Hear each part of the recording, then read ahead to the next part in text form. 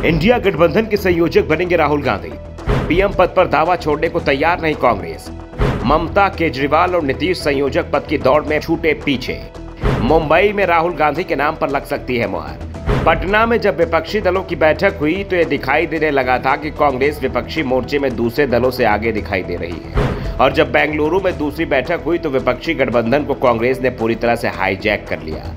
दावे तो यहां तक किए गए कि कांग्रेस ने जिस तरह से बैठक का संचालन किया उससे कई दल नाराज हो गए, लेकिन मोदी विरोध के चलते एकजुटता दिखाने को मजबूर दिख रहे हैं। विपक्षी गठबंधन में इस समय सबसे बड़ा पेंच पीएम उम्मीदवार और गठबंधन के संयोजक पद को लेकर फंसा हुआ है।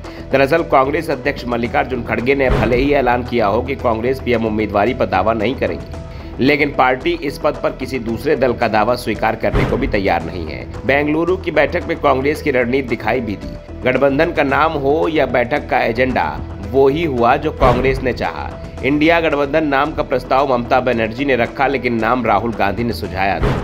और गठबंधन का संयोजक कौन होगा, इसे भी कांग्रेस के दबाव में बेंगलुरु की बैठक में टाल दिया गया। दावा किया जा रहा है कि कांग्रेस संयोजक पद हासिल करने की कोशिश में जुटी है, लेकिन अपनी ओर से इस पर दावेदारी जताती नहीं दिख रही है। इसलिए बेंगलुरु की बैठक में संयोजक पद पर फैसला नहीं हो पाया। और इसके साथ ही ये भी साफ हो गया है कि नीतीश कुमार, जिसके नाम को लेकर पटना में लगभग सहमति बन गई थी कि वो विपक्षी गठबंधन के संयोजक होंगे, लेकिन बेंगलुरु की बैठक में उनके हाथ से ये पद पूरी तरह से फिसल गया। इंडिया गठबंधन के संयोजक पद की दौड़ में बंगाल की सीएम ममता बनर्जी और अरविंद केजरीवाल भी शामिल बताए जा रहे हैं, लेकिन ये पद उनकी पहुंच से भी दूर होता दिखाई दे रहा है, क्योंकि कांग्रेस ने संयोजक पद पर नजर गड़ा दी है। हाल ही में कई एजेंसियों ने इसे लेकर सर्वे किया था कि किसे इंडिया गठबंधन का संयोजक बनाया जाना चाहिए, और इन सर्वे में चौंकाने वाले परिणाम सामने आए हैं। इसमें नीतीश कुमार को 12%, केजरीवाल को 10%, ममता को 8% और पवार को 6% लोगों की पसंद माना गया है, जबकि राहुल गांधी को सबसे ज्यादा 31% लोगों की पसंद बताया गया है। कांग्रेस की भी कोशिश है कि राहुल गांधी का नाम संयोजक पद के लिए सर्वसम्मति से मंजूर कर लिया जाए।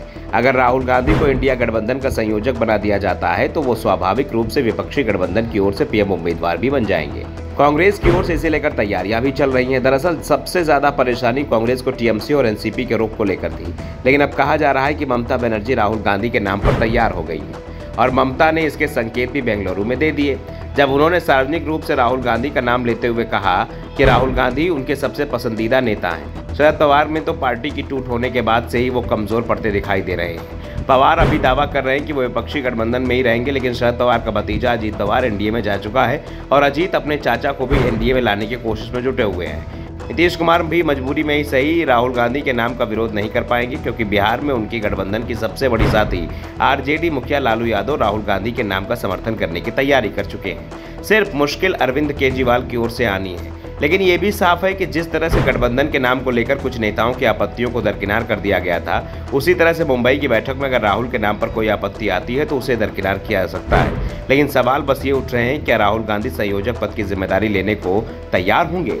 Bureau report, the Navdarpan news.